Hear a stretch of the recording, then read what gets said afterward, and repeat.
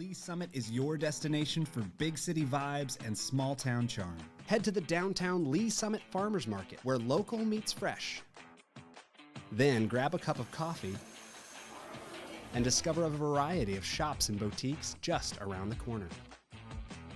Continue the fun in downtown Lee Summit at a retro arcade bar. Discover your new beer at one of our 6 locally owned breweries. Cool off with some handcrafted cocktails at happy hour.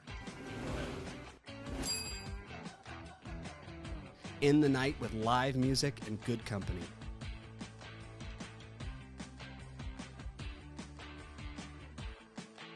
Lee Summit, Missouri. Hello, Lee Summit. I'm Laura, and this is your flash briefing for the week of March 10th. City Council will meet for regular session Tuesday night, 6 in Council Chambers in City Hall. Meetings are open to the public or watch live on the city's YouTube channel. If you can't watch, catch the recorded meeting on demand on the YouTube channel or by subscribing to the Council Debrief newsletter, which breaks down 3 to 4 key agenda items. Subscribe at cityofls.net. The city has partnered with the Community Blood Center for a blood drive on March 13th from 1 to 5 p.m. at Harris Park Community Center. Your donation can save lives. Register today on the city's website. If you see a pothole, report it on LS Connect. It's a quick and easy way for residents to report common non-emergency concerns such as potholes and streetlights. Simply snap a photo, mark the location, and submit the report. The LS Connect app is free to download on any Apple or Android device. LS Connect is also available online at cityofls.net. Looking for a career change or just starting out in the workforce? Attend the city's Career Fair and Expo on March 20th from 1 to 6 p.m. at the Gamber Community Center. Attendees can visit with hiring departments about job opportunities, complete applications, and interview on-site for select positions. Learn more at lspeople.net. And celebrate St. Patrick's Day in Lee Summit with Shamrock the Block this Saturday in downtown Lee Summit. This free block party kicks off at 10 a.m. and will have something for the whole family to enjoy. There will be games, candy, food trucks, live performances, and more. Get all the details at downtownls.org. Thanks for listening and have a great week. Have you ever been driving around Lee Summit and wondered what's that going to be? What's being built there? Wow, that went up fast. The Development Minute is here to help, highlighting some of the newest projects in Lee Summit, Missouri. Popeye's Louisiana Kitchen is coming to the former Lion's Choice at Summit Orchards. The fast food chain known for its fried chicken and spicy chicken sandwiches is scheduled to open in early 2025. Local authentic Mexican restaurant El Toro Loco is coming to Summit Woods Crossing Shopping Center. The restaurant will occupy the former On the Border location and offer dishes like street tacos, enchiladas, and fajitas. El Toro Loco will be opening in early 2025. Pho Noodle Go had a soft opening where the former Pepper Jack's Grill is located in Summit Woods Crossing. The establishment is currently serving a selection of pho noodle soups, appetizers, and daily specials. Pho Noodle Go will fully open in 2025. The Quick Trip located at 1001 Southwest Blue Parkway has begun its redevelopment. The squeaky clean car wash is being demolished to accommodate a new 5,300 square foot QT building and a planned phased rebuild. The current location will remain open during construction. The new QT will open in 2025. Discovery Park, the 3.9 million square foot mixed-use project located off of Northwest Colburn Road and Northeast Douglas Street, is underway, and its first phase, the Village, is being graded. Town Place Suites Hotel by Marriott will be one of the first builds coming to the Village. The hotel will feature spacious rooms with amenities including full kitchens. That's it for the Development Minute. For more about upcoming projects, visit cityofls.net.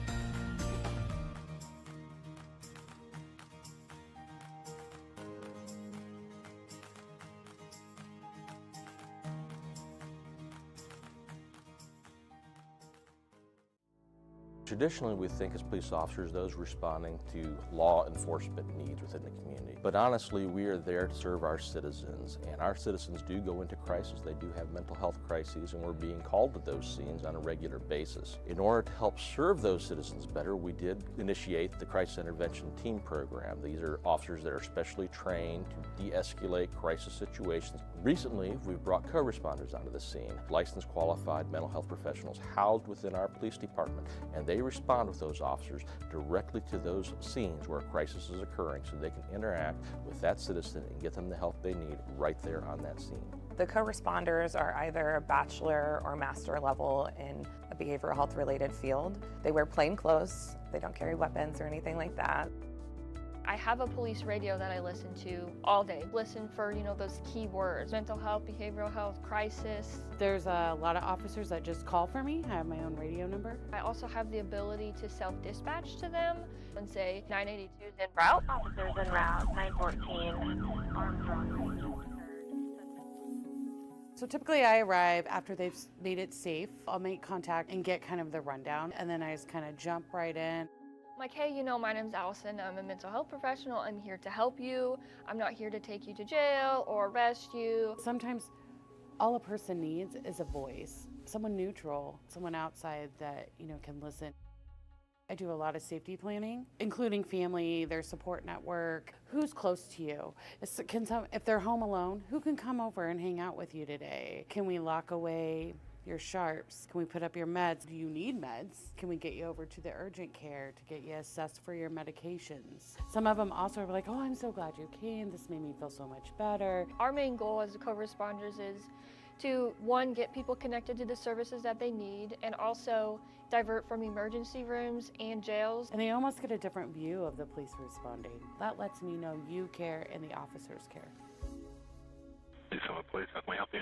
My husband has... In 2020, we had 722 mental health related calls for service. 2022, by that time, 1,479. These mental health related calls for service are increasing.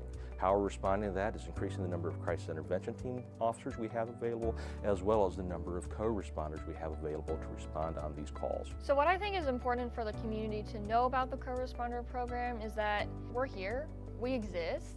All you have to do when you call 911 is ask for us. Say, hey, I want a co-responder to respond to this crisis, and we'll go. I was really struggling about 8 years ago on my personal journey with mental health, and I met some amazing social workers and amazing programs that have helped me get to where I am today. I really couldn't see myself doing anything else. We want to help, and that's what we love to do.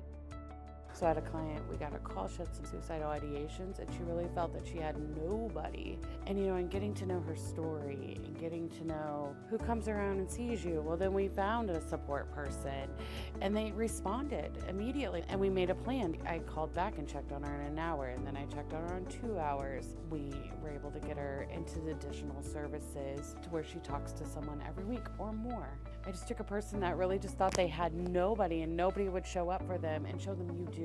And you'll be amazed who is in your corner if you just simply say, I need a little help.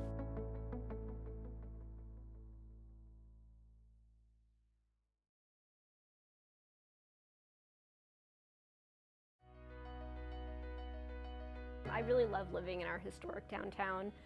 I walk my dog around. The shops take her for, they do pub cups at Poppy's, so you can get ice cream with a little dog biscuit in it, which is her favorite thing in the world. My neighbors, we have block parties together. I really like how welcoming and how vibrant it is. It's an amazing place to live. Lee Summit's a really great community. I love living here, and I just wanted to try to find a way to give back, look out for my neighbors, for the community. I've always tried to be involved. Before serving on city council, I used to volunteer with AFS, which is an organization that hosts foreign exchange students. So my husband and I have hosted kids from around the world, and then also volunteered with local families and schools. In my professional life, I'm a paralegal, and then in my personal life, I enjoy reading, sewing. I'm a quilter, so I just finished a log cabin quilt that I'm going to send to my aunt out in DC. I can't claim any of our council accomplishments for myself. This is always a team effort. But I am really excited about the farmers market and event space that we have coming in. It's still in the design phases, but I think it's going to be a really beautiful space, and it's going to really continue keeping our downtown thriving. It's been in progress for a long time, but I think that people are going to really love it when it's done. I think one of my top priorities is going to be attainable housing. That, for example, I've been trying to find a place for my mom in Lee Summit. And it's really challenging finding something that really works for a retiree who doesn't have a huge budget. Just trying to make it more attainable for people no matter where they're at in their lives to be a part of our community. Community is what we make it. Everybody should get involved in whatever way they can, whether that's just voting or whether it's joining a board or a commission or even running for office. What do they say? The world is run by those who show up. So get involved however you can and make a difference in the community.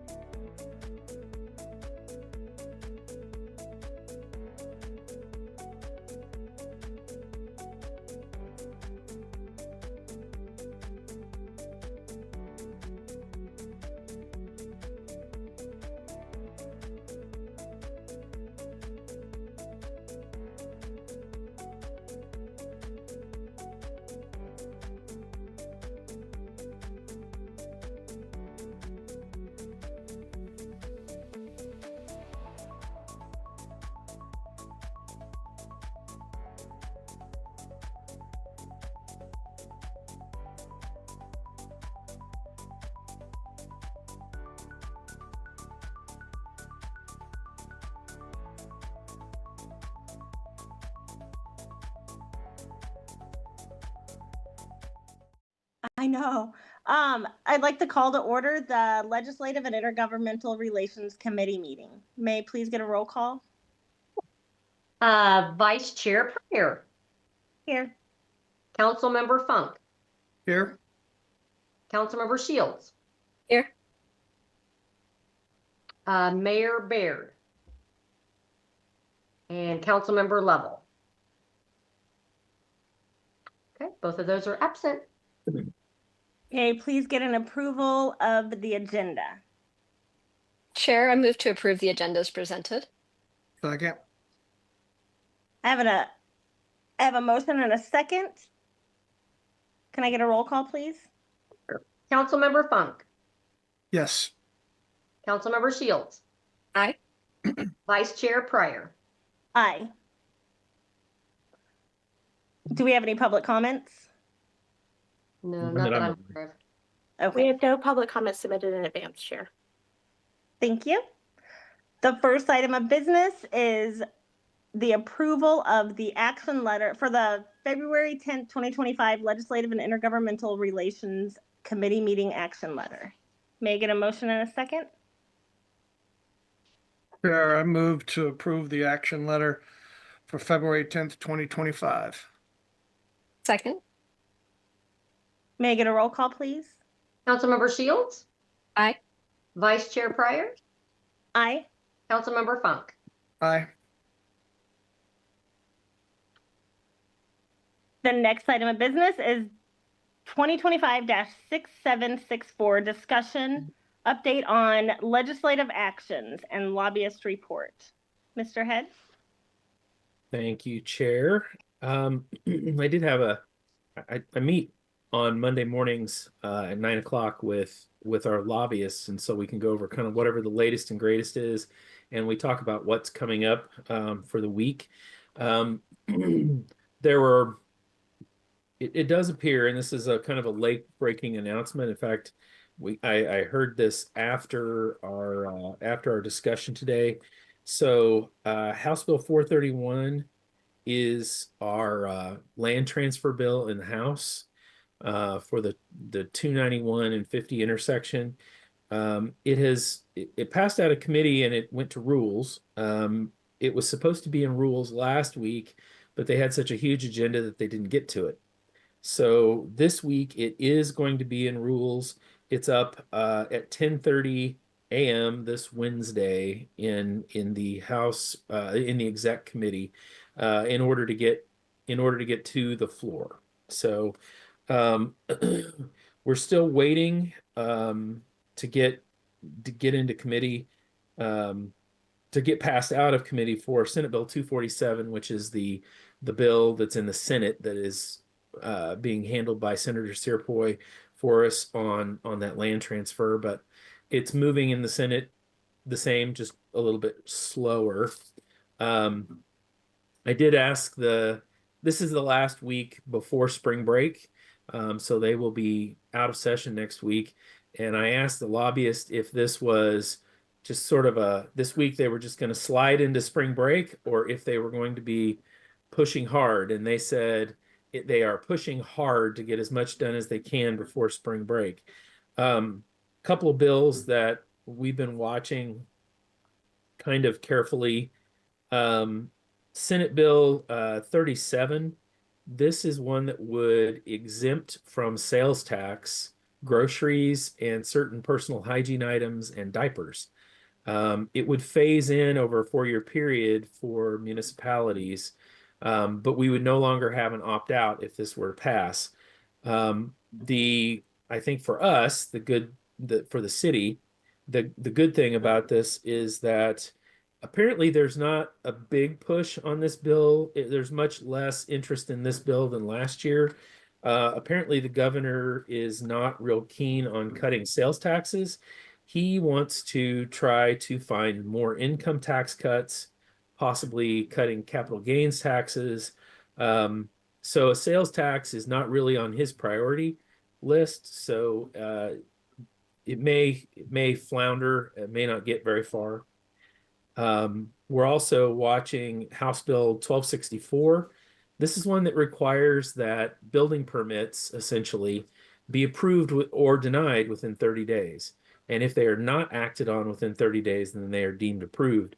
And this doesn't take into account the complexity of the construction. So you could have plans submitted for a hospital, and the plan review is supposed to be complete and the permit issued in 30 days, which it defies reality. So we're going to be watching that one fairly closely. Also, House Bill 342. This one had a pretty good push last year, and this is if anytime we are doing a street project, it would require us to reimburse a non-rate regulated utility. Now, this is primarily telecoms and cable companies and so on. If we have them move their facilities within our right-of-way, they want the municipalities to reimburse them for that. Never mind the fact that it's already built into their pricing. But they want municipalities to move this. And the bad news on that one is it does look like this one has a little more traction this year than it did last year. So we are going to be watching that one pretty close. It's too bad the mayor isn't here. I was not at the meetings that they had last week with our various reps and Senator Searpoy in Jefferson City. So I can't really give any kind of a report from that other than our lobbyists who, they did set it up and they attended all those meetings. They felt like they had a really great series of meetings. They thought they were very positive. And also I know one of the things that came out of that, because it was one of our capital priorities, was improvement to I-470. And there was agreement from Speaker Patterson as well as Senator Searpoy that they would send a letter to Sam Graves and see if there could be any money that could flow from the federal government for that project. And, a project of that size is going to require a lot of coordination from the feds and the state and the city, hopefully not the county, but from the rest of us for sure. We've already received the letter, I believe, from Senator Searpoy, and we should be getting a very similar letter from Speaker Patterson. Let's see. Well, that is kind of the limits of the big notes that I have. Honestly, we're kind of keeping some of our powder dry. We're not hitting back on some of the bills we might in a normal year. Because we do have these other priorities, and one of the things that you got to be careful of is aggravating legislators when you need their help on something. And so you try not to step on any toes, and you pick your priorities and your battles and you go fight those, but you don't go fight every single thing that you could. But those are kind of the big things. There are several bills out there. You do have the report that came from the legislators. I apologize. I actually thought that I had sent it over the weekend and I hadn't, but I did send it to you this morning. There is a bill that they've listed here related to concealed carry-on in public transport, allowing a concealed carry permit holder to carry a firearm on public transportation. Some other bills that they're one on annual budgets, like it just simply requires that members of a governing body of a political subdivision, so city council members or aldermen of a city, would receive a proposed budget document within 7 days of voting on the budget. Here, that's not an issue for us because you all have that information way, way, way in advance. So I don't see how that would be a big issue. We still, as I said, have the sales tax exemption bill. There is a bill. Let's see. There is a bill attempting to preempt local governments from interfering in various types of medical practices, and I'm not sure who is interfering in medical practices, so that seems a little bit odd. There's one that would prohibit cities from requiring owners to accept Section 8 vouchers, which We don't require anybody to do that anyway. You know, a lot of the bills that are have some traction right now are not ones that affect us directly. Now, arguably, they do potentially erode some of the local control that has been an issue for us over the years. There's a couple bills that are a little bit interesting. They don't really impact us directly, but so Senator Moon and Senator Bratton have introduced some bills that that would require gold and silver bullion to be legal tender. So we would have to fit, if they pass, if somebody wanted to come in and pay their taxes, or they wanted to pay for permits or whatever, things that they would normally pay the city, if they wanted to pay that in silver and gold bullion, we would have to find some way to be able to accept it and value it properly, because it would make it legal tender and would require it to be accepted by all state and local government entities. It's a little strange. I'm not sure why that's a thing, but it is, I guess. But yeah, the hearings that they're having this week that were on our list related to annexation, that isn't one that really impacts us. 1264 that I mentioned before related to requests for developments and requiring that those permits and so on be approved within 30 days. That's up for an exec to come out of House Government Efficiency. And then Senate Insurance and Banking has those gold and silver legal tender bills that are coming out. Those are really the only ones coming out this week, other than the one I did mention that we just got notice of that that will be coming out. Senate or our House Bill 431 will be coming out hopefully 10:30 this week out of rules, this Wednesday out of rules. So beyond that, I don't have a whole lot for you on the report from the lobbyists. You know, they're feeling like they're going to be going hard all week, but then next week will definitely be a lot slower. So that's all I have for you. Thank you. Do you know who the sponsor was of that weird medical bill? I can find out. Let's see if I can find it again. That is Jim Murphy from St. Louis. Oh, okay. Does anyone have any questions?